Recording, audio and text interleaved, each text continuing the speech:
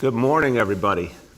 So, as we prepare to conclude this administration, we're focusing on finishing strong, fighting COVID every day, getting this city strong for its recovery, but we're also looking at all the things that have been done over the last 8 years and providing a final summary to New Yorkers of what's been achieved and particularly how we acted on a vision. The vision from the beginning was clear. In every way we could, stop the tale of two cities. We knew it was a long-standing reality. The inequality gripping our society was intense 8 years ago. It continues, of course, to be a challenge here and all across this country. And it's something we have to keep addressing deeply if we're going to be able to move forward and if we're going to be able to heal. And obviously, COVID just made it tougher and exacerbated some of the inequalities. But I'm happy to tell you that some of the things we've put in place over these last 8 years have had a real impact. And I'm also really happy to tell you that we've actually gotten some of the real help we needed from the federal government, and more is coming. And even in the weeks ahead, we may see extraordinary progress, hoping and praying that President Biden's vision is fully realized by the Congress.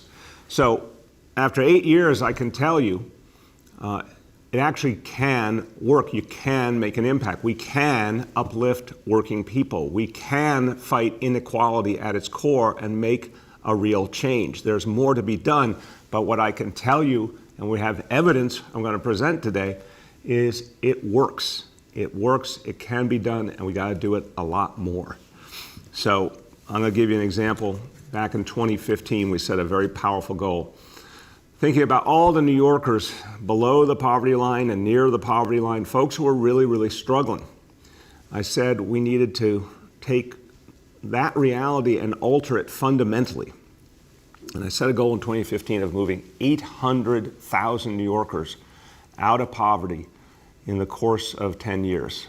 That we would basically take a tenth of this whole city, the folks who were struggling the most, and reach folks in a new way, lift them out of poverty, change their lives, give them better futures. That was the goal. Today, we're releasing a new report, and this is the annual report provided each year by the City of New York. And it's something my predecessor, Michael Bloomberg, started. We've updated it and added to the approach. And this is the annual report going now back to 2019. Obviously, this does not yet account for the impact of COVID, and that's real. But what it does account for is everything that happened in the years before COVID, and it gives us a very powerful roadmap for the future as well. So here's the reality. By the end of 2019, we had moved 521,000 New Yorkers out of poverty or near poverty. The goal was 800,000 by 2025. Already within the first 4 years, we had moved 521,000, over 500,000 New Yorkers out of poverty, proving it can be done. And again, we got to do a lot more. By 2019, the poverty level was the lowest it had ever been in this city. And that's going back to when the measures were started in 2005.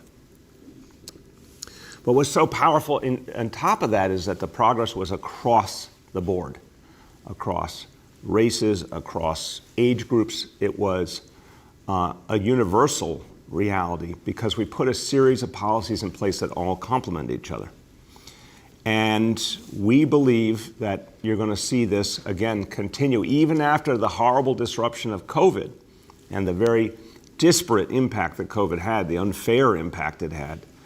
You're going to see the positive trend continue because of the child tax credit, because of the stimulus payments, because of a lot of the actions that have been taken in Washington and we believe will be taken in the weeks ahead. So the bottom line is this has worked. This has proven that a city can do something on its own that makes a huge impact. And when you add federal and state policies, we can actually do something transcendent. Remember, I used to get this question a lot. I remember when I was running, especially, and I talked about ending the tale of two cities. People say, a city can't do anything on its own. It all resides at the federal level or the state level. And I said, no, there's actually a lot of things we can do. To do better, to do more deep and profound things, we of course need federal and state partners, but it's stunning how much the city could do on its own, and we proceeded to do a lot of that. So over the 8 years, what did we do? Of course, pre-K for all, now followed by 3K for all.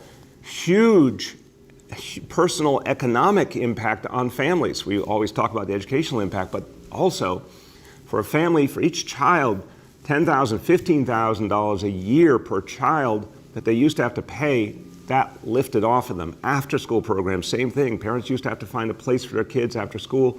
All the after-school programs we put in place took away a financial burden.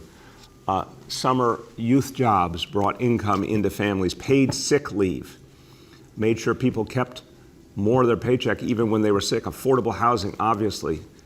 We're going to be at 200,000 apartments that were built or preserved. Well, for those families, that's over 500,000 New Yorkers who are reached by that affordable housing. That's changing their reality. That's lightening the burden.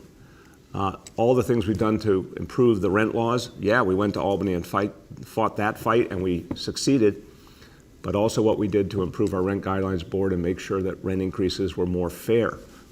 All of that put money back in the pockets of working people. And of course, the long fight we had, and we won, started here. We won in Albany, the $15 minimum wage. All of these things contributed to these profound changes, and they're great examples of where we have to go in the future. Now, the Independent Budget Office did analysis recently. I want to thank everyone at Gothamist because they focused the IBO on these issues to get the facts. And the IBO is a scrupulously independent organization, and Gothamist is obviously a thoughtful, critical media outlet. And what they found independently was that New York City was bucking the national trend on income inequality. Income inequality has gotten worse and worse in the United States. It's a dangerous reality for this country. It's part of why we're having so much division in this country on a political and societal level. But what the IBO proved was that New York City was going in the other direction through the policies we implemented. That for the bottom half of income levels, for the New Yorkers who are making the lowest incomes, their share of income distribution grew between 2014 and 2019. So the folks who were struggling the most started to get more income. And that is the very definition of addressing inequality. So that was powerful, but we now have additional details on how these policies, a range of policies, had an impact. And this report we're putting out as well, and the title says it all, The Tale of a More Equal City. We got a long way to go, and everyone knows it. But what this report affirms is that these policies can make an impact and that they give us a good roadmap for where to go from here. And also, when we talk about a recovery for all of us, the policies we put in place help define what that needs to be, because it has to be a recovery for all of us. We do not want to repeat the inequalities and the problems pre-pandemic. We want to fundamentally take this moment as a moment of transformation, just like we saw this country do after the Great Depression. Profound transformation, much greater equality and fairness in the distribution of wealth. That's what made America strong after World War II for decades. And we've got to follow that model again here in this city, in this state, in this nation. Someone who's been doing a lot of this work, leading the way in this administration, he's studied these issues and written about them and spoken about them all over the country before he joined our team. And he's put those ideas into life as a member of our team. My pleasure to introduce Deputy Mayor Phil Thompson. Thank you, Mr. Mayor. As Mayor de Blasio said, New York has made great strides over the last 8 years, reducing poverty and supporting working people. From 2013 to 2019, our poverty rate declined by nearly 13%. At the same time, low-income Black workers saw their wages rise by 15%, and low-income Latinx workers saw their wages rise by 24%. And I know we have James Parrott here today who could speak more about this data. How did this happen? It wasn't because poverty was decreasing across the nation. The opposite is true. Poverty has risen across the country. And it's not because of one single program or even a few city programs. Poverty is decreasing because of the single-minded focus of the mayor in the administration across all agencies on helping people in need. Raising the minimum wage to $15 an hour, which was a hard fight, played a part in reducing poverty. Building affordable housing for hundreds of thousands of people over the last 8 years was very important also. That's enough housing to take care of an entire mid-sized American city. We expanded NYC Care to provide access to a doctor for every New Yorker, and nearly 100,000 New Yorkers have now enrolled. NYC Care helps people to stay healthy and able to work. If workers need time off, as many have since the COVID pandemic, 500,000 more of them have paid sick leave and won't go broke because they're sick or they have someone sick in their family they need to stay home to take care of. This was because of city legislation the administration supported in 2014. This past summer, the city provided summer youth employment for over 75,000 young people, and we hired an additional 10,000 people to help clean up and revitalize our streets and parks. We also helped the City University of New York expand a program for community college students called ASAP, which stands for Accelerated Study and Associate Programs. Many community college students go to school hungry or can't afford the subway or can't afford books. ASAP helps pay for those expenses. We helped expand the program from 4,000 to 25,000 students, and graduation rates for students in ASAP is over 50%, double that of students not in ASAP. And of course, maybe the most important and impactful program of all has been universal pre-K and 3K. I often go out at 7:30 in the morning and see some hard-looking men. You can tell they've had a lot of struggles in their life, walking their 4-year-old daughters to pre-K. Their daughters are all dressed up with ribbons in their hair, and you can tell that these men are so happy and proud to take their daughters to school. And you know that these men are doing everything in their power to make their daughters proud of them too. That image sticks in my mind. This is an intangible effect of pre-K. Like creating a new affordable housing complex or helping someone get health care, pre-K creates a spirit of hope and a pathway to a better future. This is the spirit of New York City. That's what the Statue of Liberty in our harbors symbolizes to the entire world. And this administration has lived up to the promise on that statue, even as the rest of the country has moved in a different direction. Thank you. Thank you, Deputy Mayor Phil Thompson. Thank you so much, and thank you for your absolutely extraordinary contributions over these last years, and also your incessant energy, which I always admire. You always help everyone else to believe that we can reach the next goal and the next goal, and you've been just a wonderful contributor to this effort. So thank you so much. And perfect continuity here, I want you to hear from someone who helped us from the beginning of this administration to build some of the most powerful elements of what we created. Of course, he is well known for his extraordinary role as one of the key architects of Pre-K for All, and then 3K after that.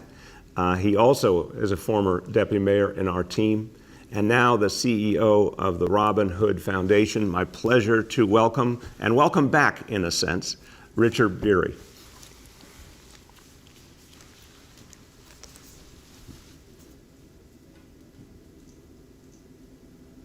Let's try that again.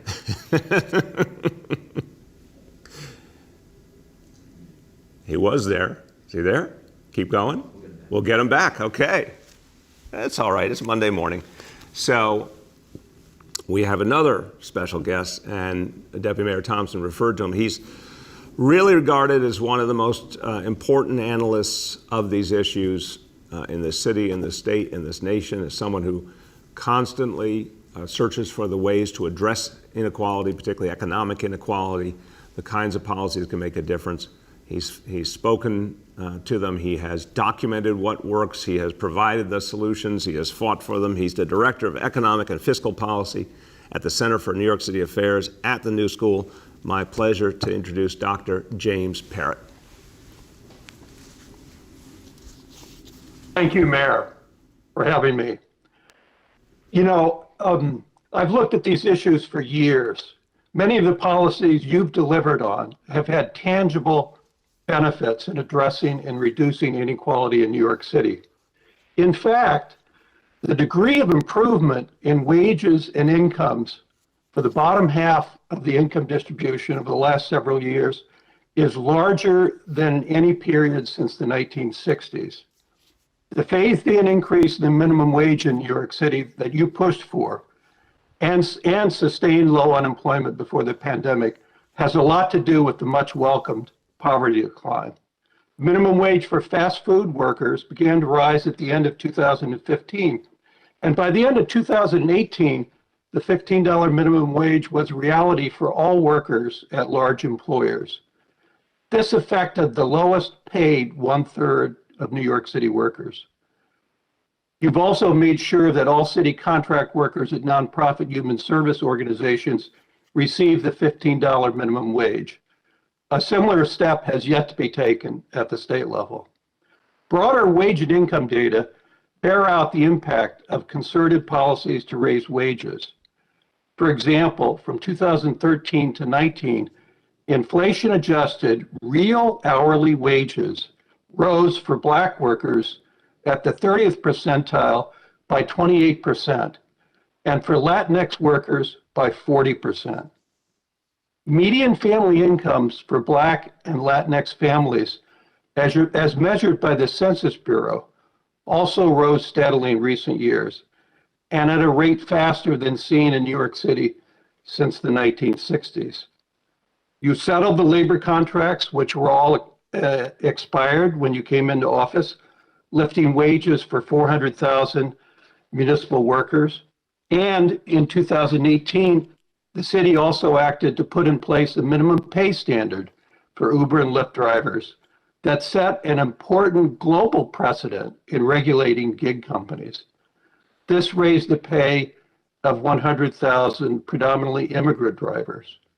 Overall, these various actions contributed to an increase in the wage share of the bottom half of all earners in New York City, which grew by 15% from 2013 to 2019.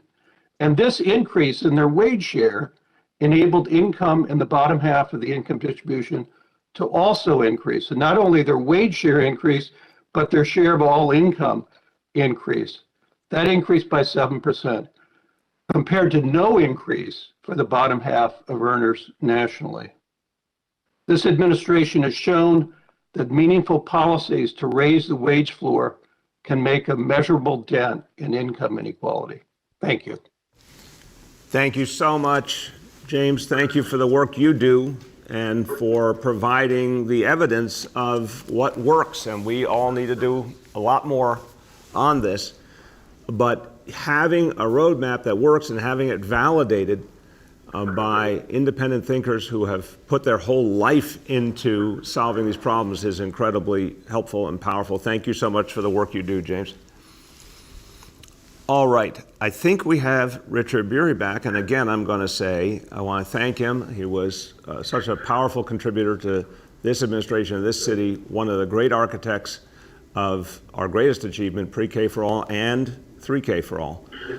So now doing the same work in a different way as CEO of the Robin Hood Foundation. So we welcome you, and we welcome you back, Richard Bury. How you doing? Good, Mr. Mayor. Can you hear me now? Yes, we can. Excellent. Mr. Mayor, thank you so much. Great to be with you. And thank you, Deputy Mayor Thompson, James. It's really great to be with you all. Even as families across the city continue to struggle with the economic and personal impact of the pandemic, this report speaks powerfully to how the mayor's signature policies have driven poverty rates to some of the lowest levels in the past 15 years and have laid a critical foundation for an equitable recovery for New York City. As a CEO of Robinhood, I know how important it is to invest in New Yorkers from the earliest days of life, through school years and into adulthood, as we support them on a path to permanently escape poverty and seek to reduce income inequality. When it comes to fighting poverty, public policy matters. The choices we make matter. And under Mayor de Blasio, the city has advanced policies that have been critical to making this a more economically just city. I am proud and forever grateful that I had the chance to work on some of those policies when I served in the administration, such as pre-K for all, 3K for all, community schools, summer jobs, and after-school programs. These and other advances, such as affordable housing, tenant protections, higher wages from the $15 minimum wage and job training programs, are just some of the administration's initiatives that have helped to change the lives of the New Yorkers who live at or near the poverty level. We have also seen how federal and state programs that the city has championed, from stimulus checks to expanded employment benefits, SNAP benefits, the expanded child tax credit, the eviction moratorium, and emergency rental assistance, have all been critical to keeping families on their feet. I'm also proud to say that none of these successes would have been possible without the commitment, energy, and creativity of New York City's exceptional network of nonprofit and community-based organizations, including many Robinhood grantees. New York City's nonprofits deliver services, help New Yorkers access resources, and partner with city agencies each and every day to make sure that programs are implemented effectively. This administration has led the way for an equitable and sustainable recovery for all New Yorkers. But of course, even with the extraordinary achievements of the prior 8 years, our work is not done. We know that more than 1 in 4 young adults are out of school and out of work. Nearly 1 in 4 of our city's children are living in poverty. Child care remains unaffordable to too many New Yorkers. 500,000 New Yorkers owe back rent, and more than 1.5 million New Yorkers face food insecurity. The de Blasio administration has built a strong foundation for our city to build on moving forward. And I know that Mayor-elect Adams understands the urgency of this moment as we all work together to build a new New York that is more equitable than our past, more resilient than our present, and full of promise and possibilities for New Yorkers who live in poverty every day. On behalf of Robinhood and all New Yorkers, I want to share my sincere appreciation for the leadership and commitment of Mayor Bill de Blasio, as he has worked tirelessly to end the tale of 2 New York cities. Thank you. Thank you so much, Richard. Richard, listen, stay there for a second, because first I want to say thank you. You contributed so much to the city here in this administration, and now you are building upon that work deeply at Robinhood. But I also think the people in New York City need to understand. Now, I'm watching the screen. Is that a bow tie? Because I'm trying to understand your fashion sensibility here. I wore this for you, Mr. Mayor. And, you know, I just can't see. Is that holiday themed, Richard? It's, it's trying to be festive. Yeah. I want to tell you that takes guts. I appreciate you're living out loud. Thank you so much, my friend. Thank you, Mr. Mayor. That's he's up on the edge there on fashion choices. I don't know if I could get to that bow tie, but I admire him for it. All right, everyone. Look, so we're talking about, as always, a recovery for all of us, and really today we're being very explicit. It has to be for all of us. And the way to get there, the foundation in this moment, as we're still fighting COVID, is of course vaccination. And it's very powerful to recognize tomorrow is the 1-year anniversary of vaccines being available for the people of this city and this country. It's extraordinary. 1 year ago, as of tomorrow, Sandra Lindsay, that famous moment, a nurse from Long Island, got the first dose in this country, and then proceeded to make very powerful and moving comments as a healthcare provider of why everyone needed to recognize it was time to get vaccinated. We've come a long way. It's been a year, and we've come a long way since then. Now, to give you perspective, at this moment a year ago, 0% of New Yorkers were vaccinated. It is literally, we were waiting every day, every hour for the vaccine to arrive, 0% as of this day a year ago. By mid-August 2021, 60% of New York City adults had had at least one dose. So in a very brief time span, we saw a lot of progress. But we knew we had to go much farther. And we saw things were lagging and we had to supercharge our efforts. So we added incentives and we added mandates.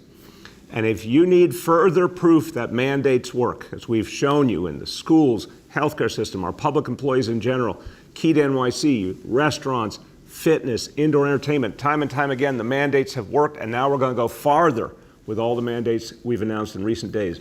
The mandates have worked, and here's evidence. 60% of adults in mid-August this year had received at least one dose. As of today, breaking news, as of today in New York City, 90% of New York City adults have received at least one dose. 90%. Now that is an amazing figure, and I gotta tell you, our healthcare team, all through the COVID crisis, dreamed of that level of vaccination and said that's when things change profoundly, when you can reach that thorough and extensive a part of your community, you can change everything and really put the COVID era behind. So as of today, 90% of adults at least one dose.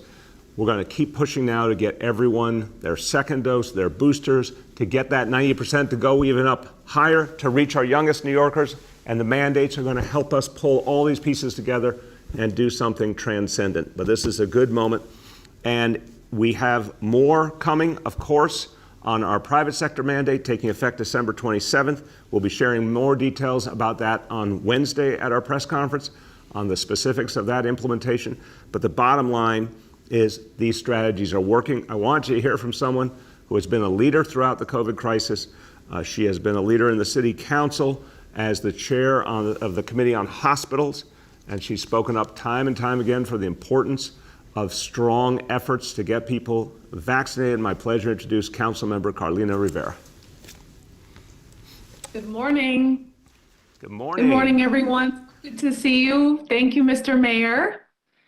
And I just want to thank you for all the work that you've done in addressing our families that are living in poverty across the city. I want people to feel like their public servants, their elected officials have their back, so that way they can have, moments of joy and amongst all the challenges that we are facing. And, speaking of joy, I know I see our New York City Football Club, so I just want to congratulate them on their historic victory in beating the Timbers in the MLS Cup at Providence Park. What an amazing win. And of course, speaking of celebrating 90% of New Yorkers who now have at least one dose of the vaccine is such exciting news. I'm prouder than ever to be a lifelong New Yorker, to be someone who loves this city very much. Good morning to everyone. For those of you who don't know me, I'm Carlino Rivera. I'm council member representing District 2 on the east side of Manhattan, and indeed the chair of the Committee on Hospitals. I want to thank all of the hospital systems for their tremendous work. And I'm honored to join you here this morning in celebration of 1 year of vaccine availability in New York City. I think I speak for all of us when I say we remember that morning very clearly, December 14th of last year, when critical care nurse Sandra Lindsay made history as the first person in the nation to receive the COVID-19 vaccine. And later that same week, vaccines were available to New Yorkers at all New York City health and hospital facilities citywide. And New Yorkers were finally able to take comfort in the belief that help was on the way. So a year later, we've made tremendous progress in New York City. You saw that 90%. So I want everyone to know and to remember that COVID-19 vaccines, they are safe, effective, free, and working extremely well to prevent severe illness, hospitalization, and death, even against the new variants. And our small businesses are open. Broadway is back. And our bars and our restaurants are filled with patrons celebrating a year of firsts and wins for New Yorkers. And while we still have much to do in our continued pursuit of a just, equitable, and complete recovery, we've come really far together.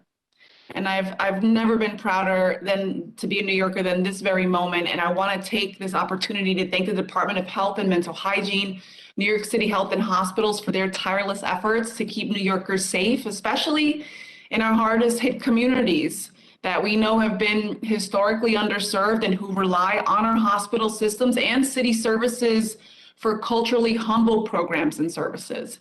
I got my booster and my flu shot combo at Bellevue Hospital before the Thanksgiving break, so I can responsibly keep myself safe, but also with caution, interact with our most vulnerable members of our community and even our close family during this holiday season, which is fully upon us. And, you know, I have a niece, a newborn niece in my family, so I want to make sure that I'm keeping everyone safe. So I encourage everyone to get their shot, and you can make your appointment quick and easy. You can call 1-877-VAX4NYC. That's 1-877-VAX, the number 4NYC, or you can go to vaccinefinder.nyc.gov. If you need help, you can reach out to your local council member. My team and I, we've made hundreds of vaccine appointments for families in my district and across the city, and we'll continue to do so until every New Yorker gets their booster shot and feels safe. So stay safe, New York. Continue taking care of yourself and each other. And I want to thank you, Mr. Mayor, for welcoming me to join you in commemorating this important anniversary. It is certainly inspiring. And I look forward to this time of year next year when we'll celebrate how far we've come. Amen, council member. Let's look forward to putting COVID behind us, the COVID era behind us. It can be done. Thank you for your leadership and thank you for your strong voice.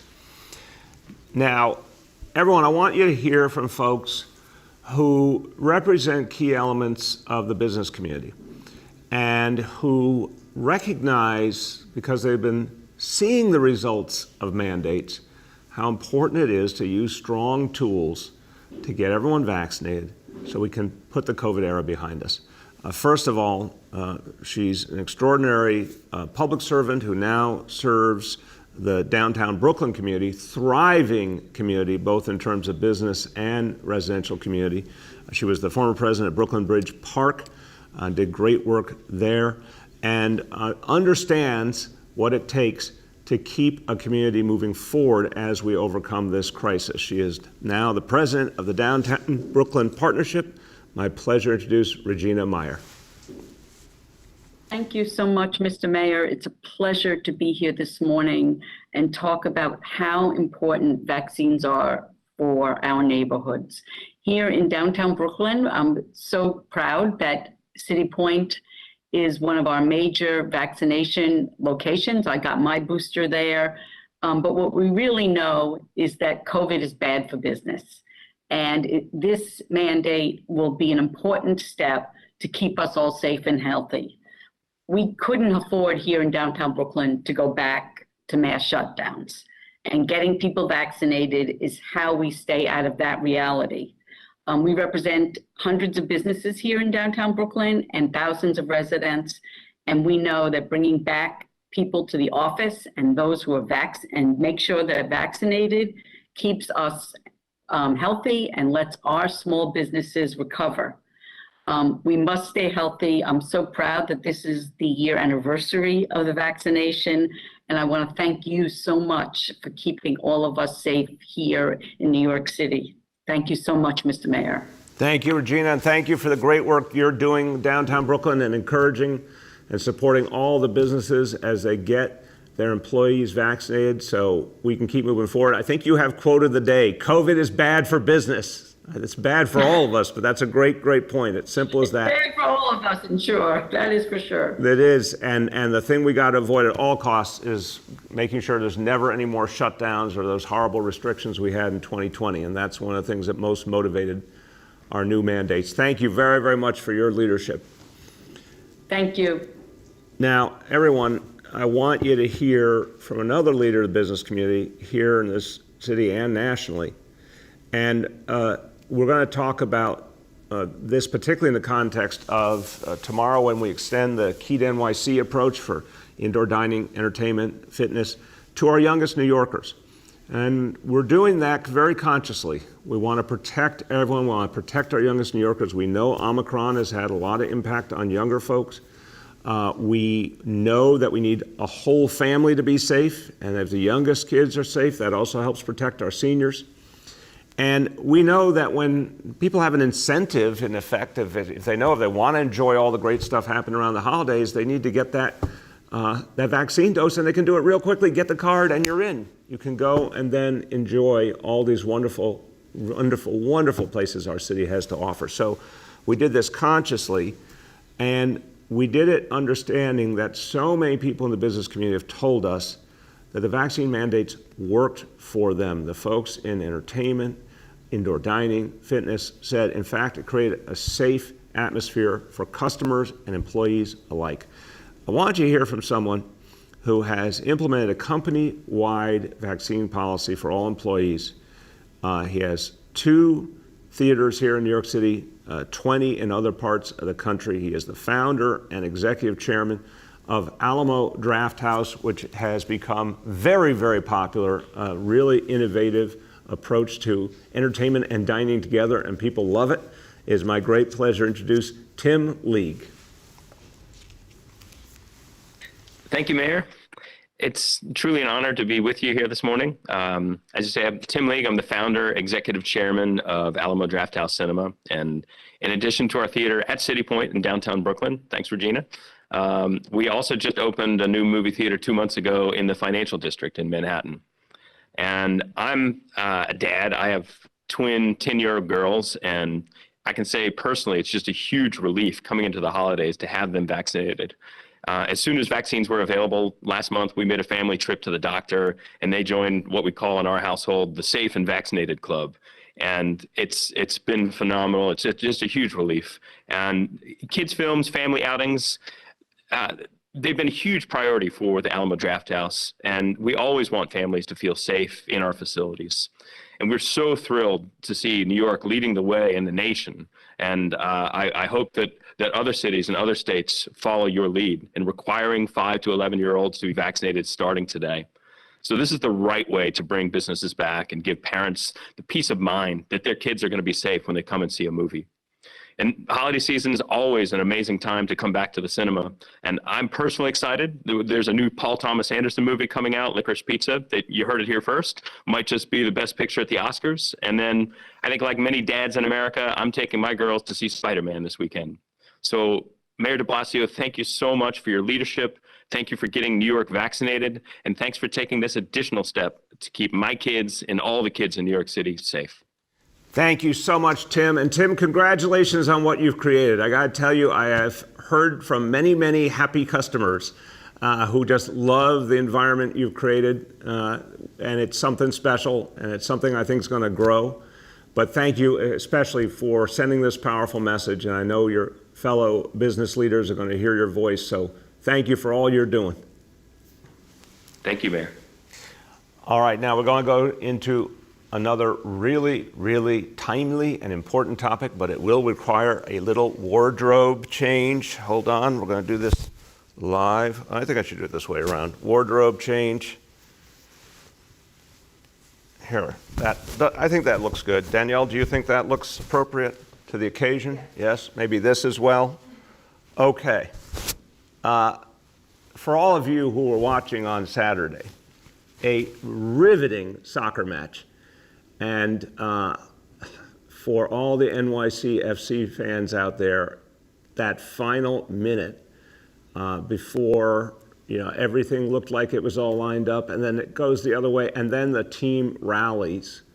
And as a New Yorker, that made me so proud. A team that had just had a wind punched out of them and could have given up at that point, rallied, stuck with it, perseverance, grit, all the New York great qualities were shown by the players of NYCFC. And what was the result? Well, I think this shirt says it all. Congratulations to NYCFC, the champions of Major League Soccer, bringing the glory home to New York City. That team just showed so much determination, so much fight. And we are going to celebrate this amazing team. and we're going to celebrate all they mean to New York City in this year when we fought back against COVID, when New York City came back. These champions really epitomize the best of New York City. So tomorrow, Tuesday, December 14th, 12 noon, right here at City Hall steps. We'll have a wonderful ceremony. Anyone who wants to join us in celebrating these great players and their coaches and the whole team, tickets go live today. First come, first serve. We'll be posting a link to get so everyone can get tickets online. And to begin the celebration now, we have a very special guest. And he was a key member of this team that brought the victory home to New York City. And I love the fact that he is a native of Ryan, New York, right next door. And there's nothing better than a hometown player. And just so much to be proud of. My pleasure to introduce NYCFC defender and midfielder, James Sands. Thank you, Mr. Mayor, for having me today. You know, it's such a special feeling for, for me being a local New Yorker, just to bring a trophy back to the city and, to end the New York drought. And, we've had a lot of good celebrations because I think we've deserved it. Our fans deserve it. And, I think this city and this state deserve it. So, we're looking forward to keeping these celebrations going tomorrow at the City Hall event. Hey, James, how does it feel? You're really a homegrown product. You're the real thing. I think people have been dreaming of this for a long time. That as soccer has grown in this country, players would come up and represent their home city, their home area. What does it feel like as a New Yorker to be part of this winning team? It's such an amazing feeling. I was a fan of this team before I played on this team. So, to go from watching in the crowd to being on the field is, such a surreal experience. And to do it with other New York-born players, Tavon Gray, another homegrown, born in the Bronx. And I think, together we just represent all that's great about New York, just, the hard work, the determination, and, it's such a special feeling. I love that. I'm going to ask you one more question because I can only imagine what it felt like as a player. 94th minute. And I watched that replay 100 times. I'm not asking you to judge whether it was a foul or not. I just want to know what it felt like as a player. You thought, I'm sure, in a few seconds we're going to be done here, and then suddenly, here we go again. How did you guys rally yourself at that moment?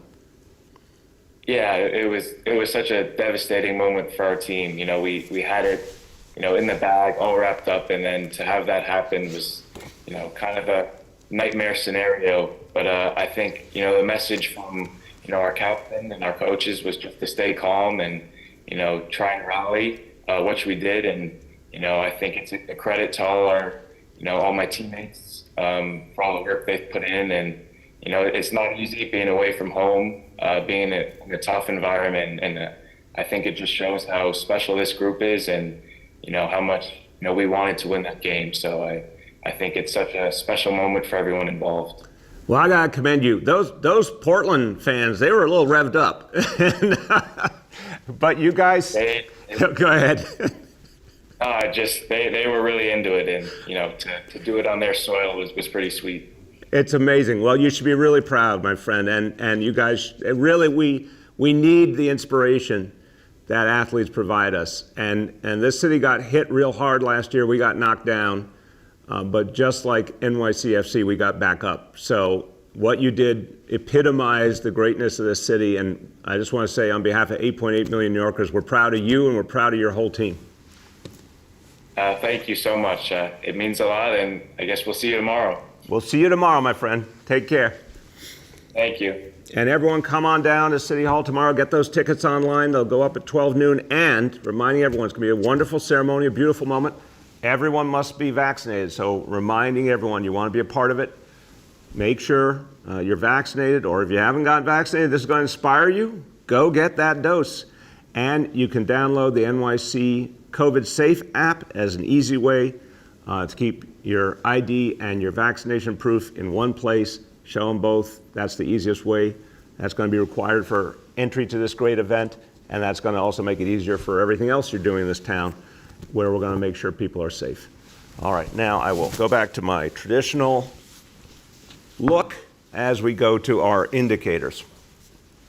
And the indicators always begin with my favorite part, which is how many doses have been administered to date. And this number is growing intensely, and it's going to grow again as these mandates take effect. You're going to see these numbers jump up more, and that's what we need.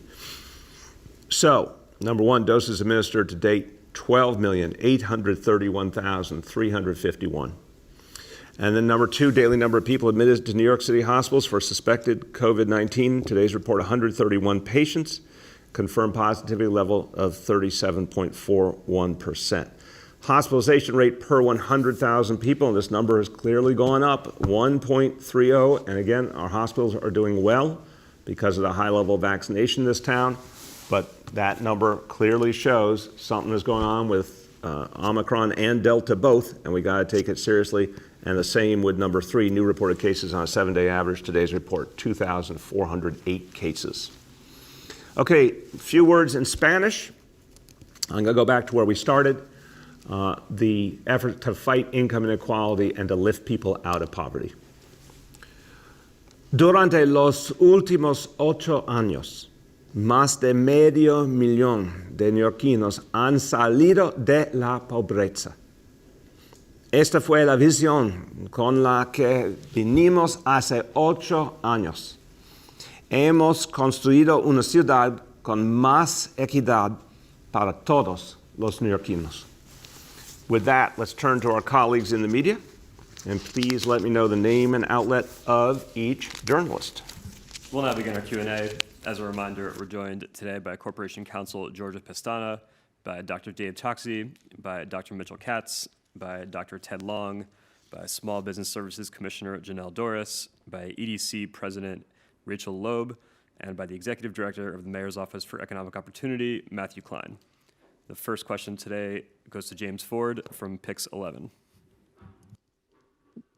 Happy to kick things off, no pun intended, with NYCFC, but congratulations to them. And you looked good in the gear, Mayor. I see what you did there, James, with kick it off. Very clever. Again, no pun intended. On to the question. Look, a quick backstory. My daughter goes to school on the Upper East Side and needs to get a PCR COVID test in that neighborhood once a week for activities she does outside of school. It's never a problem finding a testing site that can provide results within 36 hours, usually within 12. Also, on some stretches of Fifth Avenue in Midtown, there are COVID testing vans on every block that provide the same services as those on the Upper East Side. I got sick last week and needed a COVID test. I live in Hamilton Heights, Harlem, and in order to find a testing site that could give me a PCR test under similar circumstances as the others I've mentioned, I had to go 24 blocks downtown and 6 blocks across town while I was sick.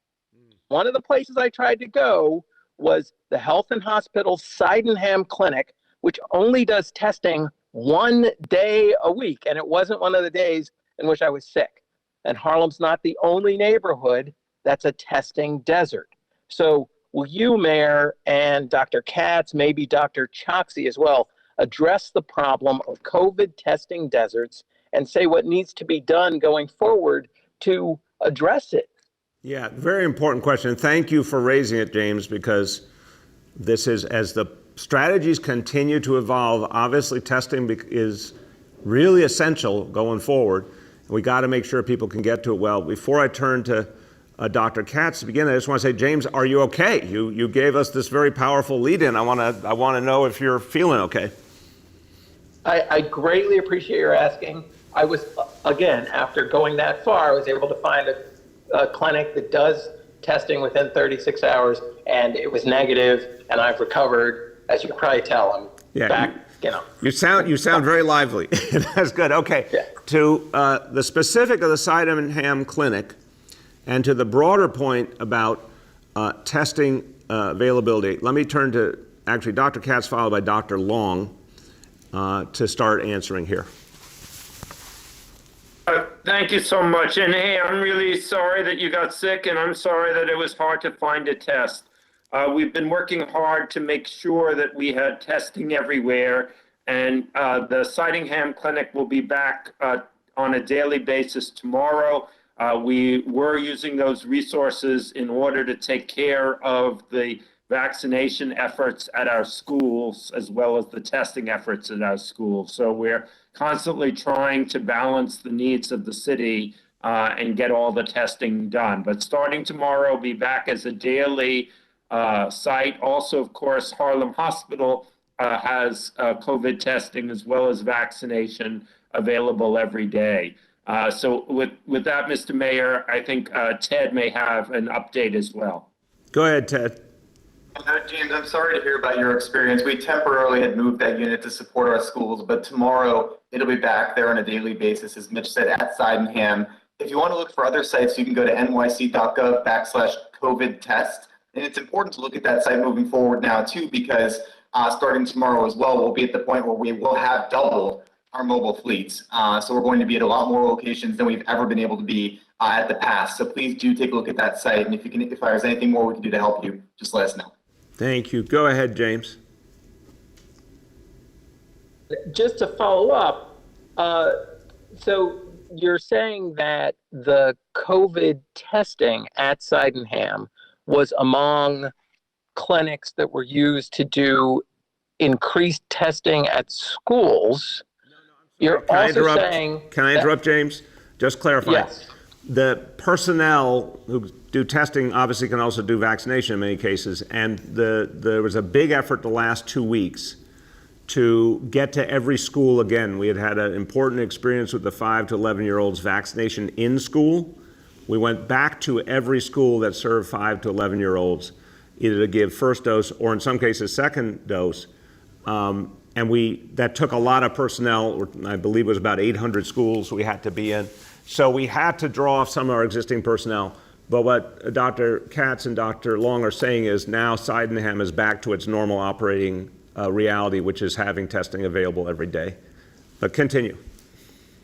Okay, thank you. So I just want to ensure that going forward, it's clear that there will be adequate testing capability at city sites as well as at schools. I mean, isn't that really the need going forward to ensure that wherever anyone needs to be tested, whether it's at a clinic or a school or wherever, that they actually can get tested? What assurances do we have going forward for that, especially as we move deeper into the winter months? So I'll start. I'm going to go back through Dr.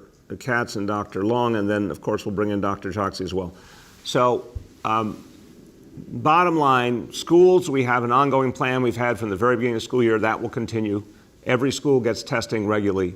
That is accounted for. You're, I think, raising a really powerful point, making sure testing is available in a wide variety of communities in an easy manner. That's something we've augmented with the mobile approach, but we're going to keep making those adjustments. So with that, Dr. Katz, you start, then Dr. Long and Dr. Choksi. Thank you, sir. And yes, James, the vaccination efforts for those 5 to 11-year-olds was just so important to us.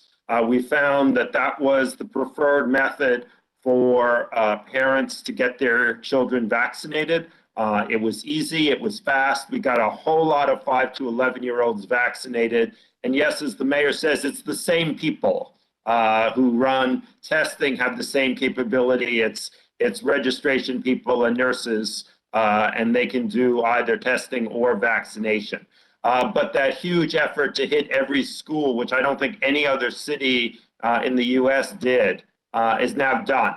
And so now it's just a matter of maintaining the ability to test. And as you say, James, it needs to be available at schools. It needs to be available in the community. And we're committed to that. Thank you, sir. Thank you. Ted Long. And James, the best piece of evidence I have for you to make the statement I'm about to make, which is that we have the strongest testing infrastructure in the whole country, is people vote with their feet and can they actually get tested? At H&H and T2, we've now done more than 7 million tests, more than 7 million. That's your city working for you there. We're doubling the size of our mobile fleet now, and even a matter of a week or two ago, we hit the same level that has been the highest level of testing in a given day that we've ever hit before. more than 120,000 tests in a given day.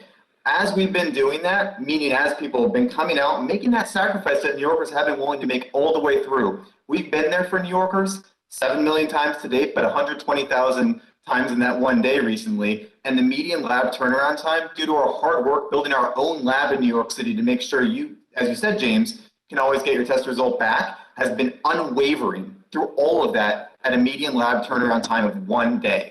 So between doing 120,000 tests in a day, or your city doing more than 7 million overall for you, doubling our mobile fleet and having one of the fastest lab turnaround times probably in the world, we're ready for this wave. And all we need is for you and New Yorkers to continue to come out and get tested. But I know that you will, because you've done it all the way through and New York stands together.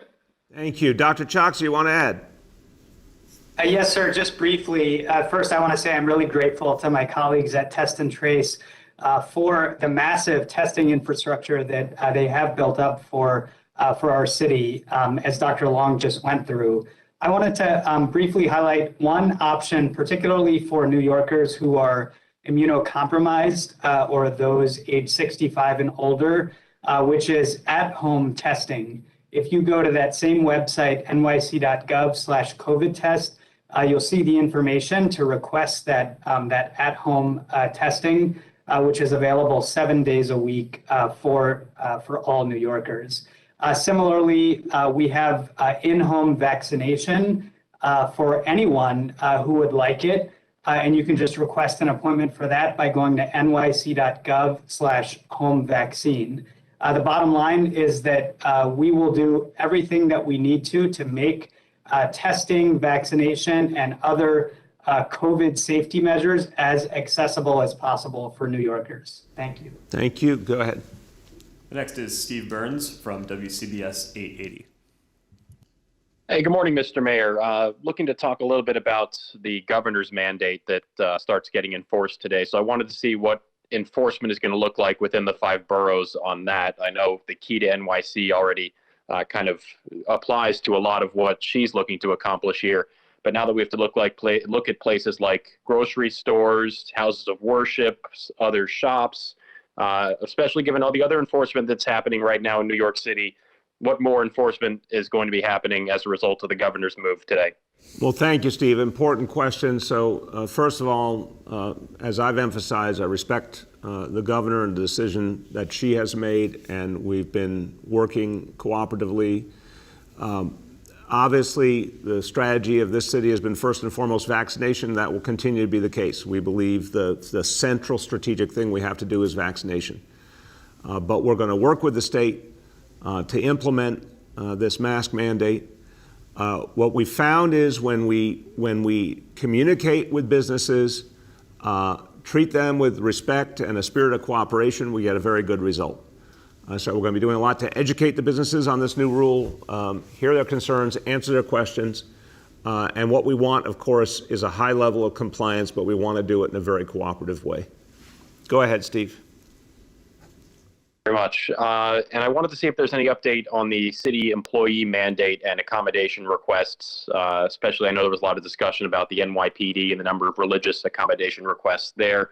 Last we heard was, I believe, late November, that the next few weeks you'll be going through those accommodation requests. So I wanted to see if there's any resolution there, if we're seeing any dismissals within the NYPD and associated staffing challenges. Steve, thank you for the question. We are not seeing staffing challenges at all. We have started to see, I don't have the exact numbers, and we'll get them to you. We have started to see those reasonable accommodation requests work through.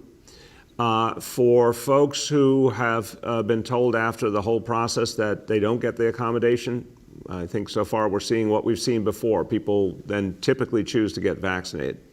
So they, exhaust their options, and if it doesn't go their way, most people choose to get vaccinated. We have seen some increases in the last week or so, and I think part of that is that process beginning to play out. So right now, NYPD is at 88% vaccinated. Fire department overall at 94% now. So, those are very, very healthy numbers. And the folks who are going through the reasonable accommodations will continue to work in the meantime. But we're really confident now that the process is working smoothly, and as these get resolved, if someone gets the accommodation, they keep working. If they don't, the vast majority are going to get vaccinated. Go ahead. The next is Aaron Durkin from Politico. Mayor, I wanted to ask about the poverty data you released. I know that you have, the specific data going up to 2019, but is there anything you can give us to say, where that has gone in the last 2 years throughout the time of the pandemic? Any data or any just sort of reasonable expectation of what you think has happened? I'll start, and then we have Matt Klein on, who's the executive director of the Mayor's Office of Economic Opportunity, and he has really been leading the way in tracking this data and has watched it now over many years. And what I'll say, Aaron, is we have sort of two diametrically opposed realities. The horrible impact of COVID, humanly, in terms of people's lives and health, obviously in terms of their livelihood, the economic impact, very sharp, negative impact. We did see, thank God, a lot of those jobs start to come back quickly, but much more crucially to people's survival, the huge amount of federal support that came into play. And of course, we in the city did everything we could to support people directly, including things like food programs, making sure that no New Yorker went hungry, and everything else we could do to directly support people. So, horrible blow, but countered by a lot of focused investment, a lot of resources. And then the good news that we think the much bigger impact ahead will be all of the federal support coming in, particularly if President Biden's agenda gets approved by the Congress. And that could, really compensate for a lot of the impact of COVID. So that's very, very top line. But to hear from a real expert who's watching these trends carefully, Matt Klein, give us your analysis. Thanks, Mr. Mayor. Well, you got it exactly right. The data that we use to construct the New York City poverty rate comes from the census and hasn't been released yet. So we don't have the data in place to give you numbers for 2020 and 2021. But what the mayor said is exactly right. We see that the federal support during the pandemic is holding down increases in poverty. So we expect in 2020 for it to stay relatively stable. And then for 2021, for the significant federal support around the extended unemployment insurance, the economic impact payments, the child tax credit, all of those had very meaningful impact on keeping poverty down and potentially lowering it. That speaks to two things. One, it speaks to the importance of policy in confronting poverty. Having a partner in the federal government, as we did during the pandemic, has been critical, particularly in 2021. Secondly, there's a difference in how poverty is measured. So the census official poverty measure doesn't take into account important things like after-tax credits, like the earned income tax credit, the child tax credit, doesn't take into account in-kind support such as housing subsidies and nutritional supports. And so that is actually the reason why the city developed and issues the New York City government poverty measure, because it does take into account all of the policies that you heard at the top of the availability. And now the census also issues the supplemental poverty measure. And we saw that for 2020, under the census's supplemental poverty measure, poverty actually went down from 2019. So we expect the numbers on this measure to continue to go down. Hey, and Matt, before we continue, just to thank you and your team, because this is painstaking work you do, but it really informs policy decisions that reach millions of people. And documenting it, making sure we understand what works, what doesn't work, has been absolutely essential. So you guys, people may not know everything that we'd like them to about the day-to-day work you guys do, but it really has had a profound impact on the work we all do. So I want to thank you for that. Thanks, Mr. Mayor. Aaron, go ahead. Aaron. The testing. And I'm just wondering, the neighborhood he mentioned, I know has had a few sites that have used to be operating by the city and have shut down. I know you've also shut down the site in Queens on Northern Boulevard that used to be a very big site there. I would also, I believe that's also been the case for a couple of night shift sites, and there have been others that have scaled back their hours, and I would flag that they're not necessarily updated on the website, so some of those are wrong and say they're open, for instance, on the weekend, and they're not. So my question is just kind of, although the city still does have a very robust public testing infrastructure, why would you be shutting down sites, at the time when you're just encouraging people to get tested more? And kind of connected to that, there are all these little kind of pop-up tent sites that in some neighborhoods you see on pretty much almost every corner, privately run, I believe. I'm just wondering if you can kind of offer any guidance on, are those sites generally reliable, or what should people look for when they're looking for something to get tested? Yeah, and I'll start with Ted Long, and then if either of the other doctors want to jump in. But here's the big frame, I'd say, Aaron. First of all, yes, there are privately operated sites that are not under the city's direction, and of course that's just value add. We welcome that, but they tend to group where their strategies dictate. But one of the things we've talked about over the last few months is we saw some sites where there wasn't a lot of activity. And it did not make sense to put a lot of medical personnel and support personnel in place unless there was a lot of activity. It made sense to move to where the need was, and also to move to the more mobile approach, because we found that to be very high impact. But we'll keep making adjustments. Where there's a need for more testing, we'll keep moving resources, any place it's needed. And I say testing is crucial, but the number one focus is vaccination. So, we have a very big, strong apparatus here. It's not limitless, but it's very strong. But the first focus will always be on getting more people vaccinated, because that's how we end the COVID era. So with that, to Aaron's questions, Ted, you begin. Yeah, Aaron, thanks for your question. I mean, if your overall question is, have we strengthened or began to decrease our testing infrastructure that's publicly run, is definitively we're strengthening it every day now. Like I said, we're doubling the size of our mobile fleet this week for the reason that we want to continue to be guided by our community organizations and our community leaders. If you had to ask me what I think our secret ingredient to success in terms of getting testing numbers where they have been, it's because we have a grassroots effort. We listen to our communities, and we're able to bring testing literally to their doorsteps, or as Dr. Choksi said before, oftentimes through their doorsteps if you're immunocompromised, above 65, an international traveler, or a close contact.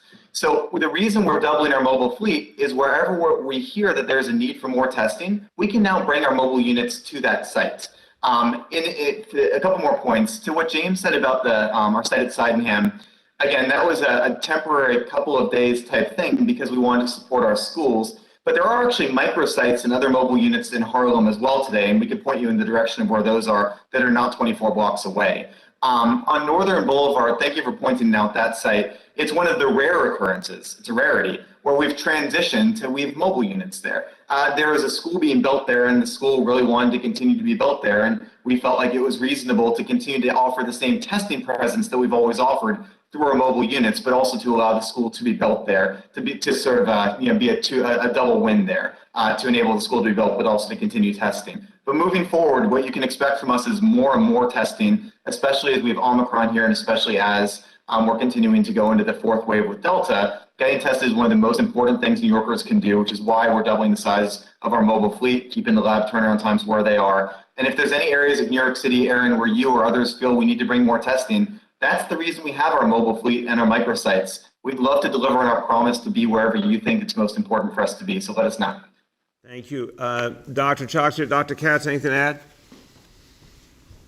I'll just add briefly to underline the point that the testing infrastructure has moved from being more bricks and mortar to getting further into neighborhoods and into people's homes. So as Dr. Long has pointed out, the doubling of the mobile fleet means that there are many more opportunities to bring those mobile testing sites closer to where people are actually living and working. So for example, in my home borough of Queens, you'll see 22 mobile testing sites listed on nyc.gov/COVID test.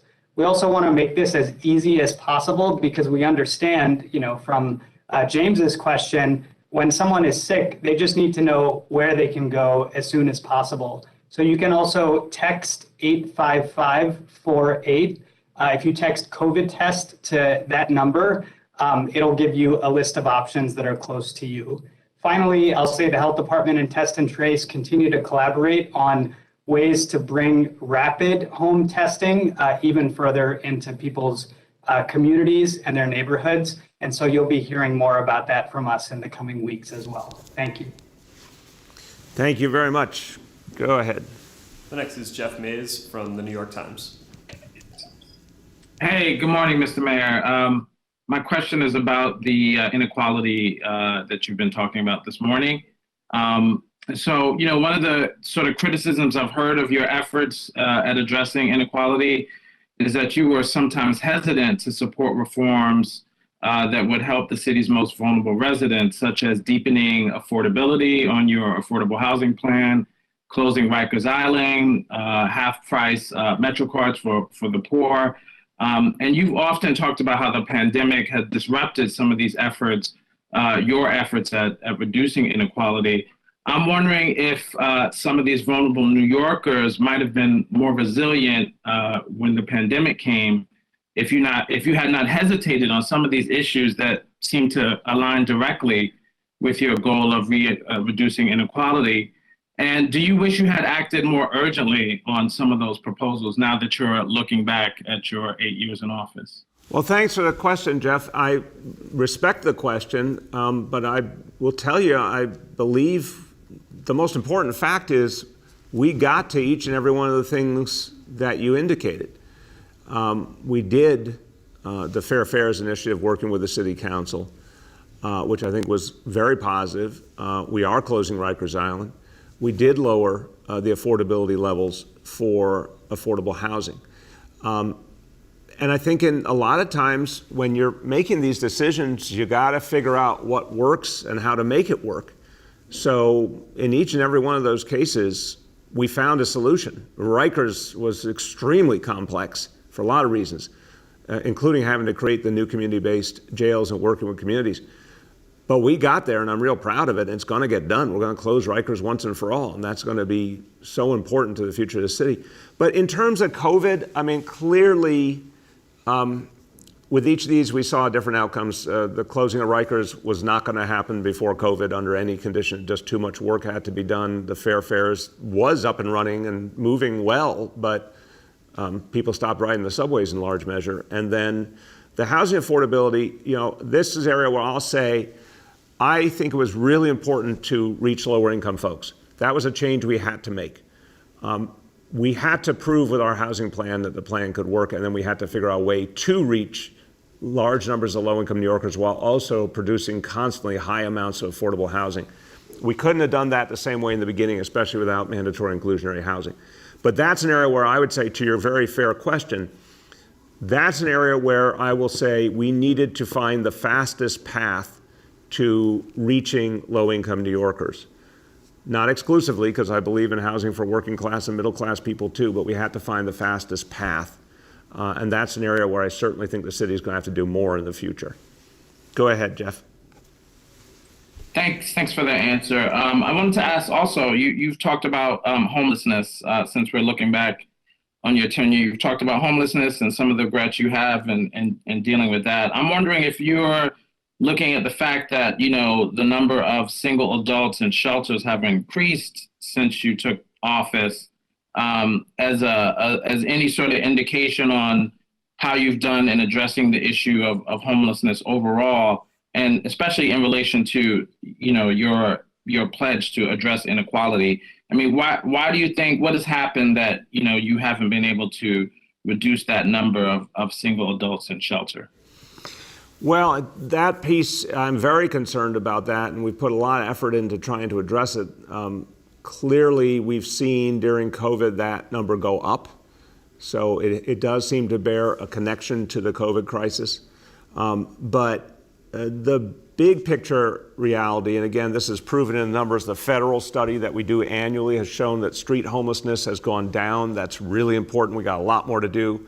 But unquestionably, our Journey Home strategy, you know, that intense outreach to folks on the street has worked, and then we're going to be doing a lot more of that. Safe havens, all those approaches have worked. Shelter population is down substantially from the number of folks who were in shelter when I took office. And that's because fewer and fewer families are in shelter, and that's great. So, as I'm handing off to Eric Adams, I'm happy to say that number is down substantially. Also, we've gotten about 170,000 people out of shelter to permanent affordable housing. That's crucial. That worked. But what I'd say overall is, yeah, I am worried about the number of single adults who have gone into shelter. And Jeff, I think in the end, in the first years, I've said it repeatedly, I'll say again, in the first years, I think we missed some strategic opportunities that we later figured out. But since we've implemented them, starting really in 2017, I think the trend line's been really good.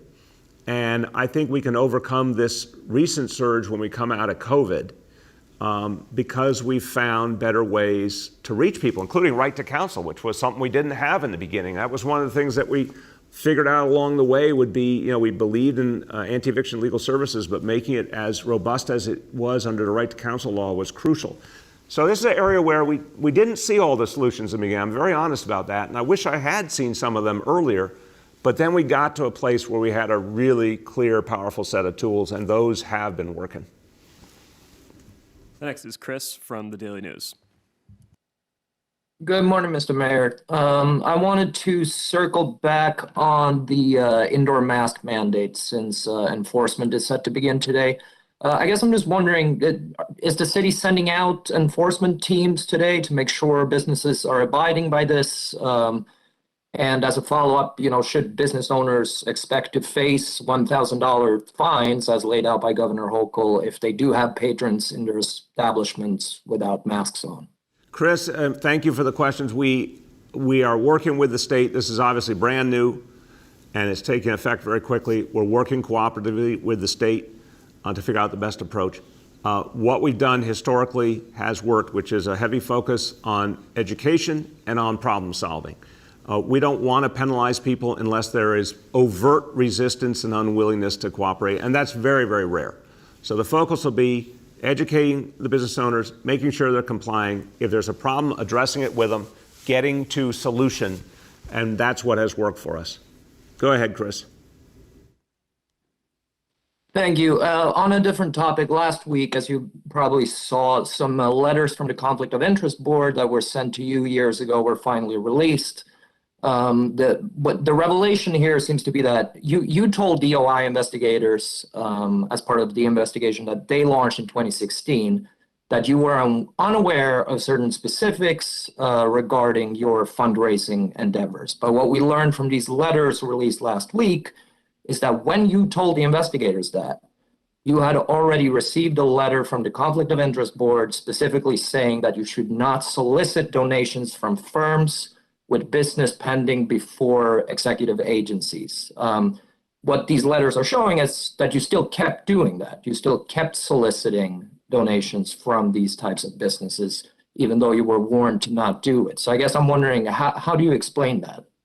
Yeah, Chris, respectfully, that's not how I see the history at all. What we were doing was working to get pre-K for all the kids in New York City, working to get affordable housing for hundreds of thousands of New Yorkers. That's what these efforts were focused on. There was a clear process for me to get guidance for each and every phone call, literally a script. The person to call was delineated by a team of people. The script was delineated. I followed those scripts. We acted in good faith throughout this effort, and it was looked at, and then the cases were closed by COIB and other entities. So I think it's really been covered. Go ahead, Chris. Oh, no, I got two of Chris. Go ahead. The next is Yoav from the city. Hi, Mr. Mayor. I wanted to ask you about the intervention of Chief Madry in an arrest in the 7-3 precinct a few weeks ago, where a retired cop allegedly menaced 3 kids with a gun.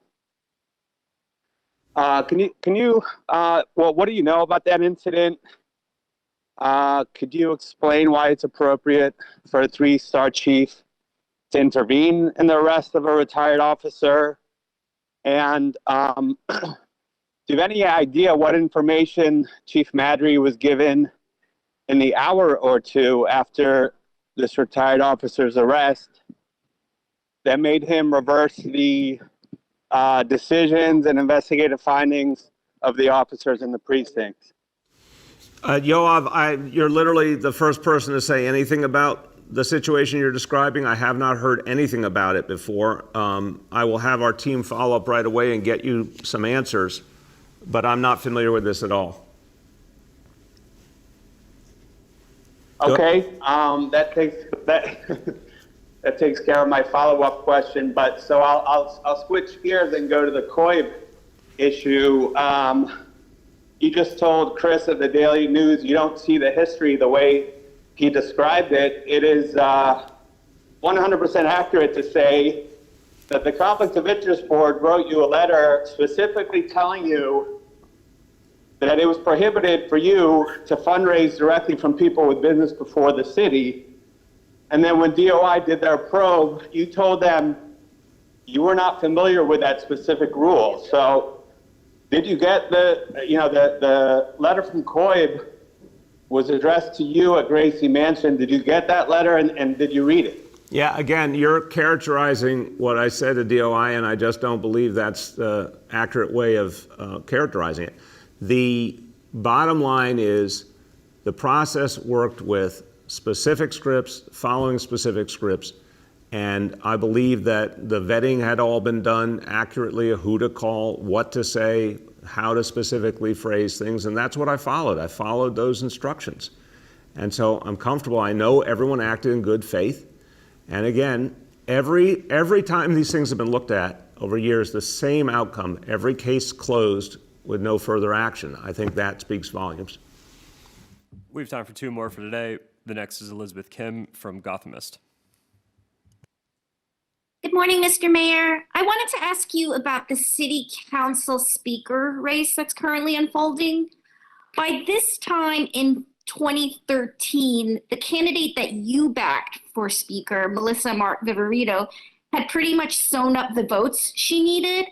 I was wondering if, as a mayor and a former political strategist, you would contrast your approach with that taken by Eric Adams's team. And can you say how much political damage this inflicts if his choice for speaker doesn't get through?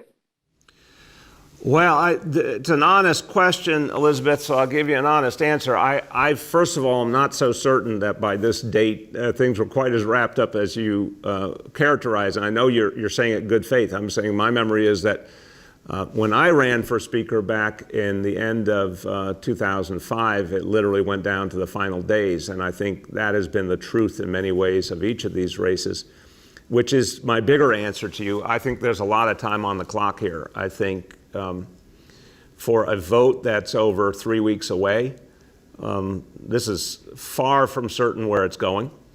And I think that answers the other part of the question, which I don't think anything permanent has been done to anybody yet, because I think the outcome is far from clear, and there's plenty of time for everyone involved to figure out what they're going to do. So I know for folks in the media and the political world, it feels like urgent, it feels like of the moment. My strong belief is there's still a lot more to play out. Go ahead, Elizabeth. Changing topics to schools, our health team has been looking at the opt-in rate for in-school testing, and they see that only about a quarter of public school students have opted in for testing. And as a result of that, they're hearing that the same handful of kids are getting tested over and over, while the vast majority, aren't able to participate because their families haven't opted in. Can you or the DOE release the testing opt-in rate for each district school so we can see how this, how we can see basically what the disparity is in each district? We'll follow up with you certainly to release, anything that we have full, accurate information on, we obviously want to release. Now, this is a situation that's changing all the time because the effort to get more and more parents to sign up continues. So it's not a fixed situation. But the bottom line is we're doing testing regularly. The results have been very, very consistent across 1,600 schools, and that tells us a lot. But I'll turn to Dr. Choksi and Dr. Long just to see if there's anything that they want to add about the ability to get the consistent, accurate results we're looking for with the current approach. Dr. Choksi. Thank you, sir. Yes, I'm happy to start. We are able to do the surveillance testing that requires, that opt-in that Elizabeth is describing, and that has given us the sample that we need, to assess the spread of COVID in our communities and how that affects our schools as well. The one point that I do want to highlight is that vaccination is also related to what we're seeing with respect to COVID, as well as how that affects COVID testing in our schools. And particularly with 5 to 11-year-olds having recently become eligible, we have emphasized how important it is for kids to get vaccinated so that they are not subject to unnecessary quarantines once they become fully vaccinated. So that's another area of focus for us. As you heard earlier, there have been a number of in-school vaccination events that have helped with that. We've also collaborated with our DOE colleagues on a backpack letter and other parent engagement to ensure that parents are aware of this really important intervention that we have to protect children and keep them safely in school. Thank you. And Dr. Long, just honing a little more on Elizabeth's question about, what I would phrase as, are we able to get accurate results, able to get the right sample we need each time to really give us a picture of what's going on? What would you say, Dr. Long? Yeah, I would say that we definitely are. So we're getting a 10% random sample. To your point, Elizabeth, among those that have consented for our unvaccinated students. The CDC calls for a 10% random sample as well, which we actually developed the methodology for last year. We were the first big city in the country to reopen our schools. The way that we do surveillance testing is now how the CDC recommends to do it. We proved last year when we studied it that actually among students and teachers there were in remote learning, they were as likely, if not more likely, to get COVID than students and teachers in our schools. And the surveillance testing that we did helped to prove that point, but also in our ability to identify cases, helped to keep our schools safe throughout. So we're going to continue to do this testing program that we've done for now millions of tests to keep our schools safe. But I do appreciate your question, Elizabeth. Thank you. Thank you. Last question for today goes to Ruvain from Hamadia. Good morning, Mr. Mayor. How are you doing today? I'm doing well, Ruvain. How about you? Good, good. So I'd like to ask about the justification for the vaccine mandate, specifically as they relate to children, whether it's the mandate on school staff getting vaccinated to protect kids or the mandate on kids getting vaccinated to go to restaurants and entertainment venues. Firstly, the early reports are that Omicron may actually have relatively mild symptoms, but generally throughout the pandemic, according to the American Academy of Pediatrics, of all states reporting data, between 0.1% and 1.9% of child COVID cases resulted in hospitalization, and between 0% and 0.03% of child COVID cases resulted in death. What is the justification for mandating vaccines as it relates to children? Now, fair and important question, Ruvain, and sometimes you and I don't see entirely eye to eye, but you always ask very thoughtful and well-informed questions, and I appreciate that. Look,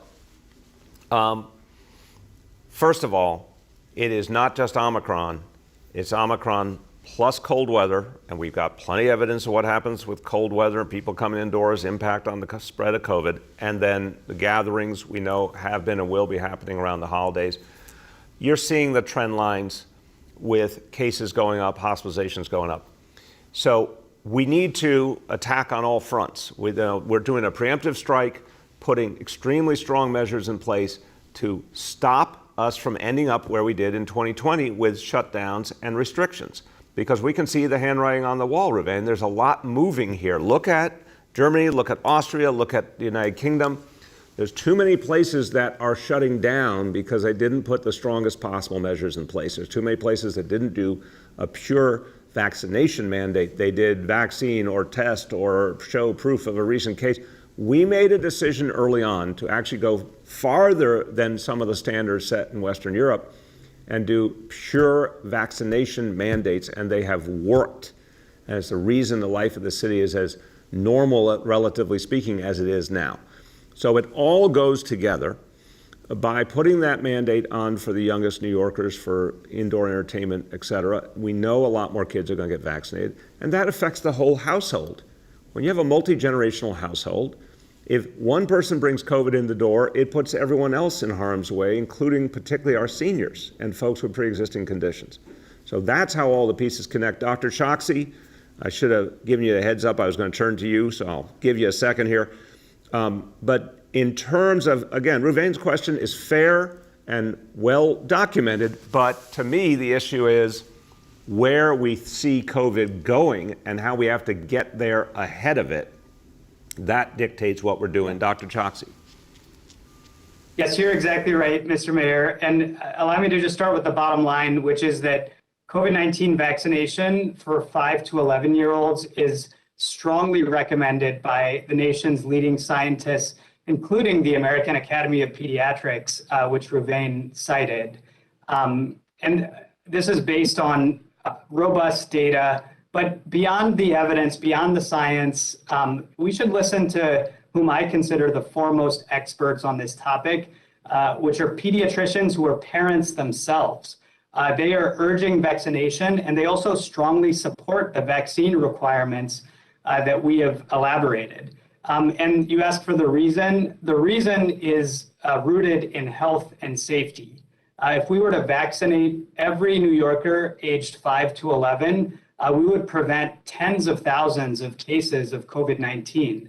And remember that although it is true that COVID-19 is generally somewhat milder in children, some of those tens of thousands of infections would result in hospitalizations, ICU admissions, and long-term effects from COVID-19.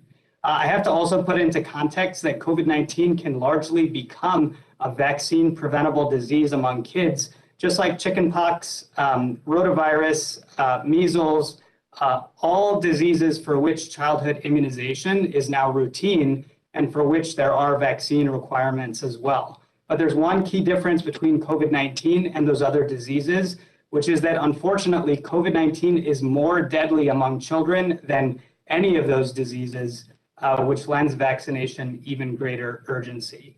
The final point is what the mayor said, which is that there is a very tangible benefit for children, but if there's one thing we've learned during COVID-19, it's that we are all connected. Our children, of course, are part of our families, are part of our communities, and so there is a strong community benefit as well. Thank you. Thank you. Go ahead, Ruvain. Mr. Mayor, you've long spoken about wanting to help the poor and historically oppressed minorities. 63% of Black adults in New York City are vaccinated. How does a champion of oppressed minorities declare that in 2 weeks, 37% of Black adults in New York City will be unemployable? Oh, I don't see it. I respect the question, but that's not what I see at all. I see the mandates moving people to get vaccinated. We heard this very fair concern when we first had the mandate for healthcare workers. Obviously, a lot of our healthcare workers are people of color. And as Dr. Katz has said very powerfully from the beginning, he had a lot of hesitancy in his workforce. That changed with the mandates. His workforce is now over 95% vaccinated. We saw it with the rest of our city workforce. We saw it with the Key to NYC. When we said we're going to reach restaurants, indoor entertainment, fitness, obviously many people of color, many African Americans, many Latinos work in those industries. There was tremendous fear. Would people not get vaccinated? Consistently, we saw the mandates were the thing that got people vaccinated. So I understand the question, and it's a fair question, except the results have been so consistent that when there is hesitancy and you've gone through all the incentives, we're talking about now a year, as we indicate, a year of vaccination efforts, every form of education, will answer any question anytime, outreach to all communities, incentives, $100 incentive, and a whole range of other incentives. We did everything possible to make it amenable and open and available. If someone still hasn't chosen after all that, it's time for a mandate in terms of their employment, because that will keep them safe, their family safe, their community safe, their workplace safe, and the entire city safe. So to me, when people experience the mandates, all but the most ideological people, and that's a very small sliver of our society, the mandate is the thing that gets people across the finish line, the thing that gets them vaccinated, the thing that keeps us safe. And that's why we did it, because we need more people vaccinated to be safe. And with that, everyone, I'll say very simply, if you're not vaccinated yet, or if your child's not vaccinated yet, or you haven't gotten your booster yet, no better day than today. Do that for yourself, your family, and your city. Thank you, everyone.